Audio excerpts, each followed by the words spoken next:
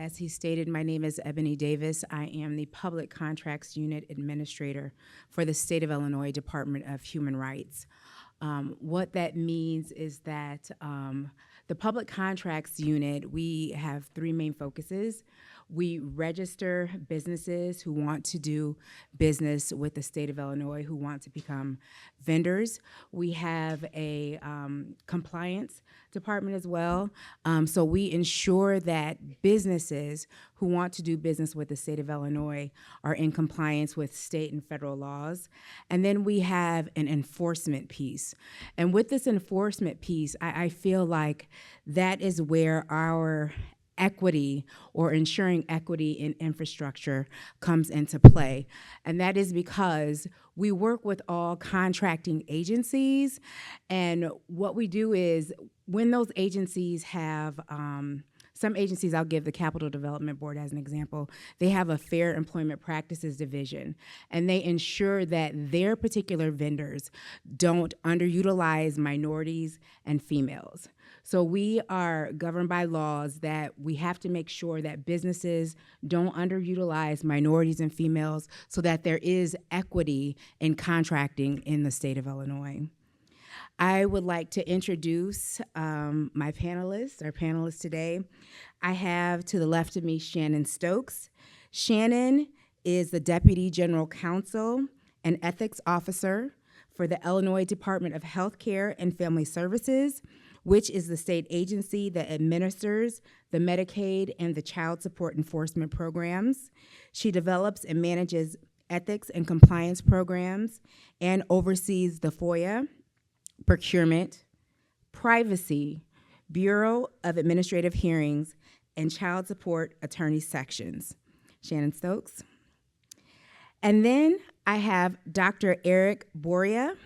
Dr. Boria is a senior technical analyst and project manager at GTI Energy in the Department of Community Benefits. In this role, he collaborates with diverse project managers and stakeholders to draft and execute community benefit plans with experience in developing over 25 selected proposals. His education includes a PhD in sociology and a master in urban planning and policy, a certificate in geospatial analysis and visualization, an experience of over 10 years of community engagement experience, municipal government and nonprofits. Eric brings expertise in community engagement, data visualization, qualitative research methods, municipal government, and nonprofit work to advancing equity and diverse research and demonstration projects. Can you give my panelists a hand? Thank you all so much for being here today. As you know, our panel is Equity in Infrastructure, Bridging Gaps and Building Futures in the Midwest. In your current role at your departments, can you briefly explain what equity means to you? And I'll go ahead and start with Shannon since you're right there. Thank you.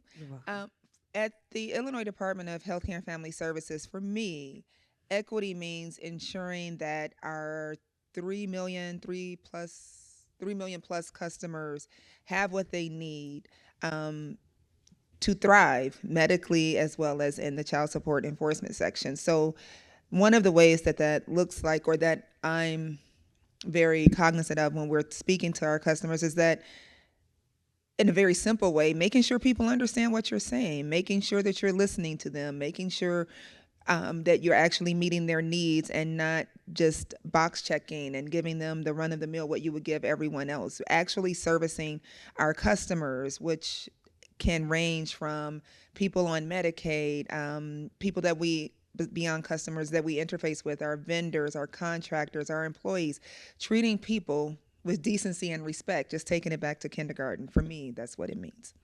Thank you. Dr. Boria? Hello, everyone. Equity is core to what we do in the Department of Community Benefits at GTI Energy, because GTI Energy is a research and development organization that partners with energy industry partners to advanced decarbonization and low-cost, affordable, and resilient energy infrastructure projects from coast to coast. It's one of the big things that's involved in is out of the 7 hydrogen hubs that have been awarded by the Department of Energy, the DOE, GTI Energy is involved in 3 of them. And the Department of Community Benefits was created to ensure that the energy projects that GTI is working on deliver draft plans and execute plans to deliver community benefits and build local workforce assets in all of these major energy infrastructure projects. And the reason why equity is important in those is because there's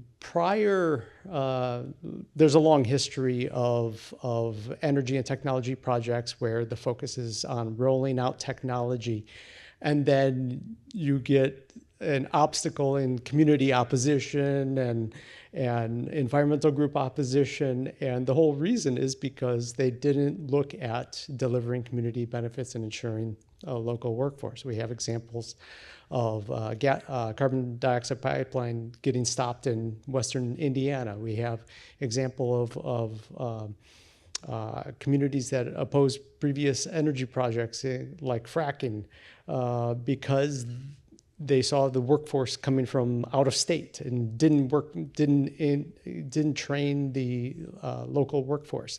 So the Department of Community Benefits brings together a diverse group of staff to execute on planning that communities will actually benefit, delivering on those, and bringing together the partners that can ensure that the plans are reflective of community need and reach everybody that was formerly excluded, but the projects may impact. Thank you so much. Shannon, how is IHFS ensuring that benefits are accessible to marginalized communities? Oh, it's a good question. Very good question. So I've been screaming from the mountaintops since July of this year. We at HFS had our 1115 waiver approved. Yes, you know about it. Yay. And so the 1115 waiver is super, super important. That allows states, I think it's us, New York, I think Connecticut as well. There may be a couple of more, but nothing is as broad as the state of Illinois. It allows states to use Medicaid dollars, which Medicaid dollars are huge. Like, we're a $40 billion agency. We're 3/4 of the state's annual budget. So we're allowed to use Medicaid dollars for non-traditional Medicaid cost. So it kind of goes beyond social determinants of health, where you might use Medicaid, most states use Medicaid dollars for like medical transportation, like PACE buses and things of that nature to pick people up to make sure that they get to their appointments. Now the 1115 waiver goes beyond that and looks at the entire person. It's about giving people what they need to thrive and survive in their totality. So we may extend it in theory to regular transportation in some form or fashion, whether it could be grants or something to that effect, however they decide to dole it out. But it goes beyond the regular Medicaid related costs and social determinants of health. Because if we think about like access to food and water, yes, we understand that. But if we think of people that may live in a more remote area and not be able to get to certain places and have social interactions, I mean, it just goes so broad, and it's such a huge thing, and we're super, super excited. I've been excited since I found out it actually went through. I was included a little bit in some of the conversations as we were getting ready to, and then it just kind of went silent. So when I finally found that it got approved, I've not stopped talking about it. That's awesome. Dr. Boria, how is GTI ensuring that benefits are flowing to communities with energy projects? Can you share some examples of your work where GTI is promoting inclusivity, accessibility, and economic growth? Yes, thank you. First of all, we have to, because a lot of the projects that we're working on are DOE funded, and the IRA and the BIL funding requires community benefits as part of the scoring criteria for those proposals, which range from 10 to 20%. So if you didn't have these plans well put together beforehand, you don't win those proposals in the first place. And then we have the milestones to make sure that they're delivered upon. So we bring a lot of what we put into those plans are the participatory engagement methods. So we have methods to identify key stakeholders in communities and ensure that there's a feedback loop where we set up a participatory method where they have voice. We hear their voice and we convey that directly to the project team that is executing a project so that they can not only deliver on what we promised in the proposal, but if anything comes up during the project execution. For example, communities didn't know that there were so many more trucks going through their communities and they're concerned about fugitive dust, and they expressed that. We have the feedback mechanism so we can respond to that. So those are some of the things that we do on the project side. Dr. Elizabeth Koch, who heads the Department of Community Benefits, also put together an Energy Transition Opportunities Program led by GTI Energy that engages teachers and faculty in high schools and under-resourced communities and disadvantaged communities to transfer some of the knowledge that we have in up-to-date technology and develop curriculum so that we can help train local high school students and the next generation of workforce in the skills so that they have greater opportunities to get the jobs that are created by the clean energy economy. We also have requirements to disseminate information with local minority serving institutions and local community organizations.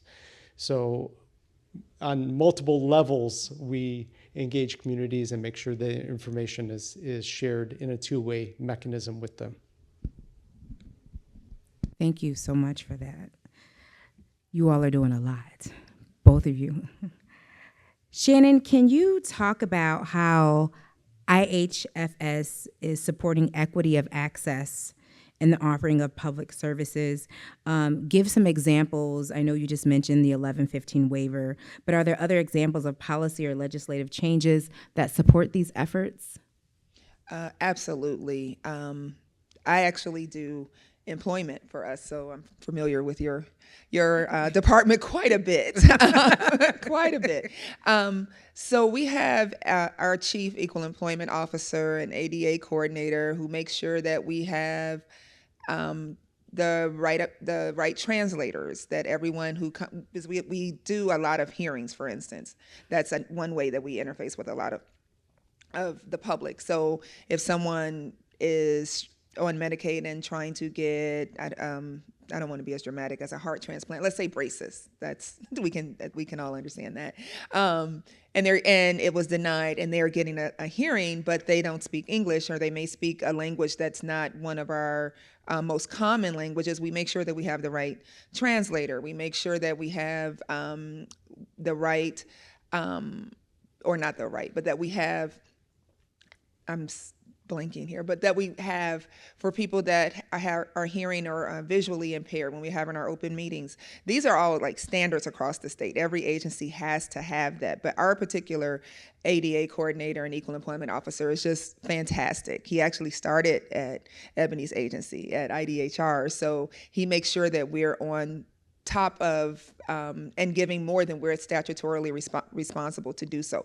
One of the things that we are doing that is fairly recent that I'm super excited about is as it relates to maternal mortality. Mm. We make sure that we will have doulas covered. That's huge. That was not ever something that I thought I would see during my time here, but that we're allowing people to have advocates in the hospital with them to make sure that they have better birth outcomes. So it's on a very personal, direct level, because Medicaid is such a personal issue, as well as child support, making sure that the custodial parent has what he or she or they need to make sure that they are able to take care of their children, and also making sure that the non-custodial parent has due process in whatever enforcement actions we've taken. So we always say that equity is at the center. It's not an additional checkbox. It's who we are, and we operate from equity. Thank you.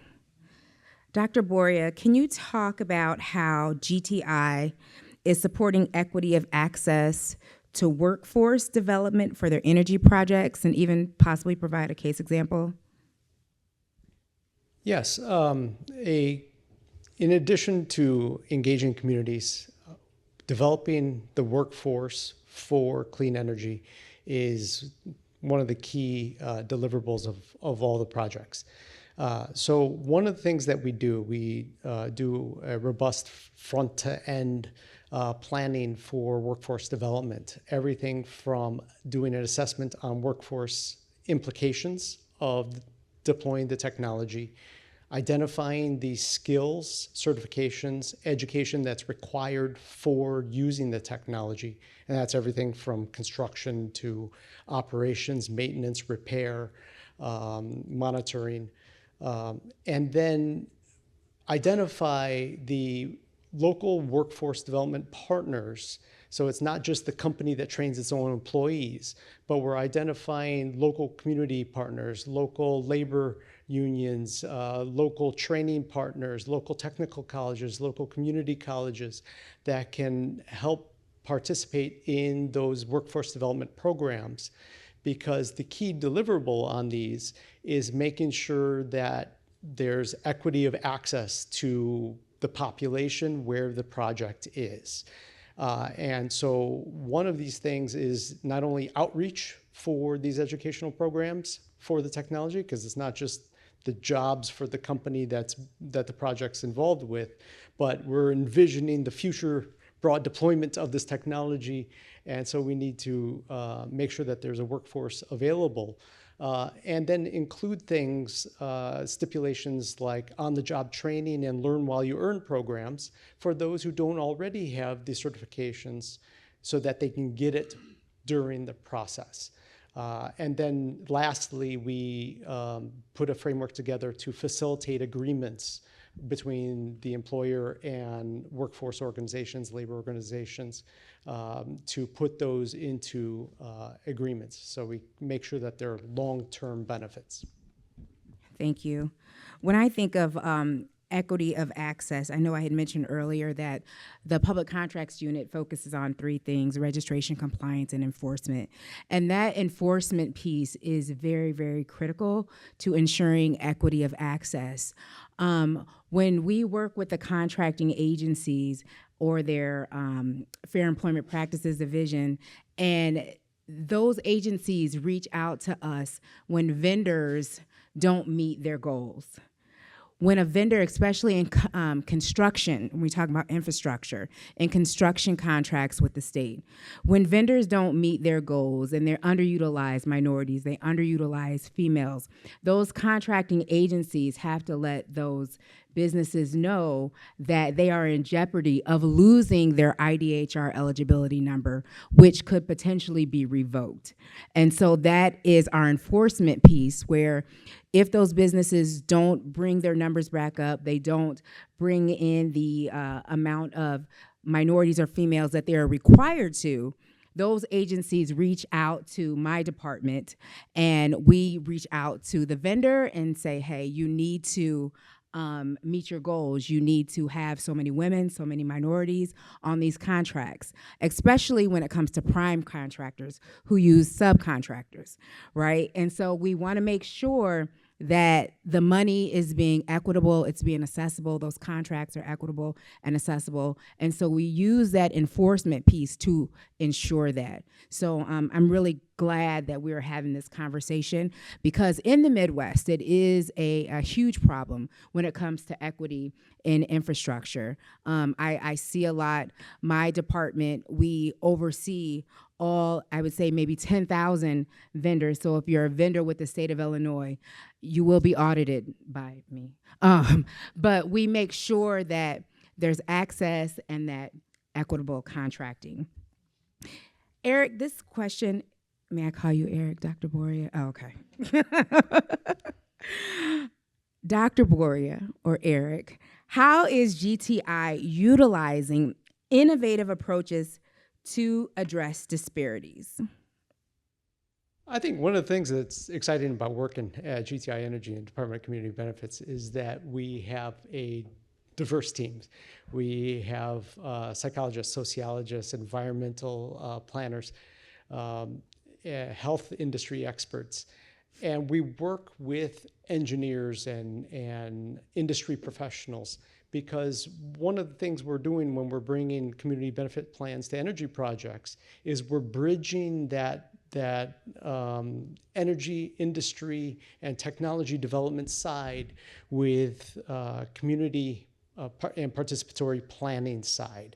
So we get together in a room and we draft and get agreement for the types of community engagement that we're going to do.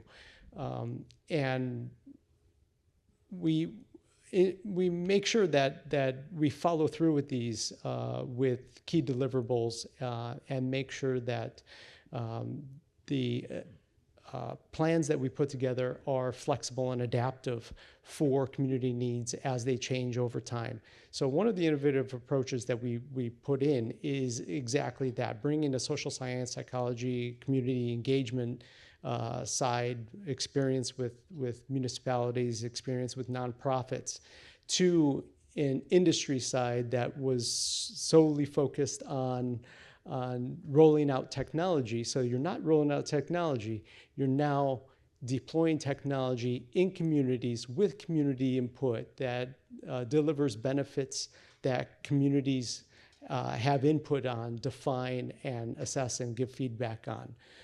So that, I think, is new and exciting, and I look forward to continue doing that work. Thank you. I always love to hear about community engagement. In addition to me being the administrator of the public contracts unit, I am also one of the co-chairs of the vendor registration, the DEIA, Vendor Registration and Compliance Work Group. And one of the things that we focus on for the state of Illinois is outreaching. So that is why I'm here. But I attend a lot of events with my colleagues, and we outreach to make sure that small businesses, marginalized communities, and it surprises me always how many business owners, especially small business owners, are unaware that you can be a vendor with the state of Illinois. The state buys a lot of goods and services. Sometimes people just get solely stuck on construction. But in addition to construction, the state buys a lot of goods and services, the smallest things that you wouldn't think of. You have to think of how many state agencies there are, the Department of Corrections, IHFS, Department of Human Services. The list goes on. And just the most minute thing, you probably may have a business where they can purchase that service or good that your business offers. So when I hear about community engagement, thank you all for GTI for the work that you're doing to address disparities in those areas. When I also think about community engagement, I often think about implicit bias. I'm a former trainer for the department before I moved into the role of administrator for public contracting, and that was often a conversation, an uncomfortable conversation, right? Because it causes you to deal with yourself. It's my trainer coming out in me, right? It causes you to deal with yourself and really think about what I'm doing and how does that show up in the work that I do. And I compel you all to think about, everyone in this room, how does your implicit bias show up in the work that you do every single day? And I want to pose this question to you, Shannon. One cannot effectively create an equitable infrastructure without implicit bias awareness. Why is this awareness? I know why, but maybe the audience, maybe they don't know why. Why is this awareness so important? Implicit bias, particularly when you're thinking about infrastructure, services, contracting, construction, it's about blind spots. You don't know what you don't know, right? And so we have to just be aware. We all, first of all, as a trainer of implicit bias, if you have a brain, you have bias. So let's just get that out there. I also was shocked that the level of bias that I had, the kind of bias that I had, I took the implicit association test, tried to trick it, because no way am I biased on this particular thing, and I was biased again. So if you have a brain, you have bias, and it's nothing wrong. These automatic, rapid conclusions that we come to, they're to keep us safe, right? So if you think of it this way, if someone came in here with a gun, we wouldn't stop and think, what did he have for breakfast? Or I wonder what he's thinking. We're going to, stop, drop, and, well, not stop, drop, and roll. That's if you have it. That's if it's a fire. But we're going to go and get to safety, correct? Yes. So, but there are other things that might happen based on our experiences, particularly what we've seen in media. That's a huge component of implicit bias that kind of formulates our biases that may make us jump to conclusions. Okay, so we have to have open conversations, courageous, respectful conversations, where the only thing not tolerated is intolerance. We have to have diversity. I did one of these panels on artificial intelligence, and one of my co-panelists kept telling me, no, the data. But if the person inputting the data has a blind spot, it's going to be within whatever that good is. For instance, if all I've ever had were red watermelon, and I'm putting all these factors into something, seeds, red, green, blah, blah, blah, I've never had a yellow one, it's never going to spout out or spit out that there is a such thing as a yellow watermelon. So the more people that we have at the table, yes, it could be a longer conversation. Yes, it could take us a little bit longer to get to where we're trying to go. But the more input we have and diverse perspectives we have, the better product we will have. But we have to have courageous, respectful conversations and competition of ideas to get there. Thank you so much.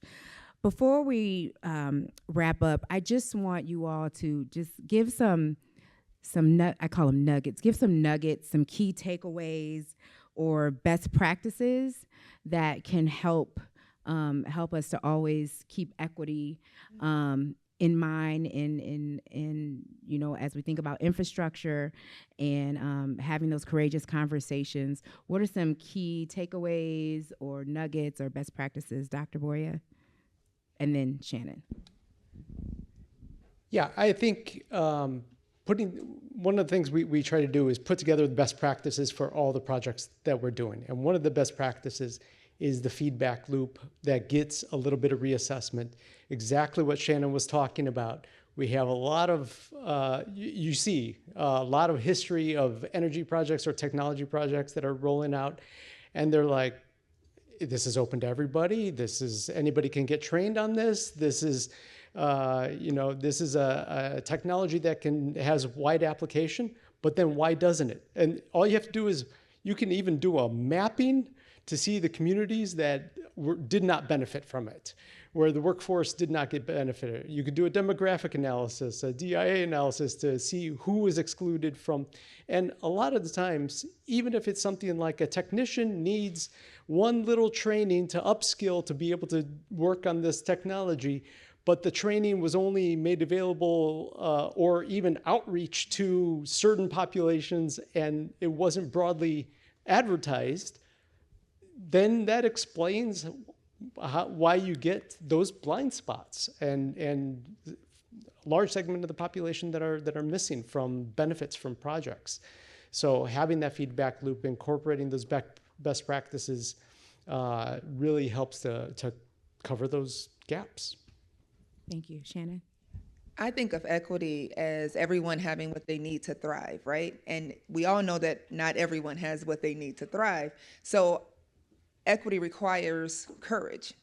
It requires the ability to put someone else's perspective ahead of our own, but also to know that we may make some mistakes, It requires vulnerability. So I would just ask that you find places to just engage with someone that either does not come from where you come from, whatever that means, grew up wherever you grew up, or wherever you worship, wherever you work, etc., and just engage, because the shortest distance between two people is a conversation. And if we see each other as people, then it takes the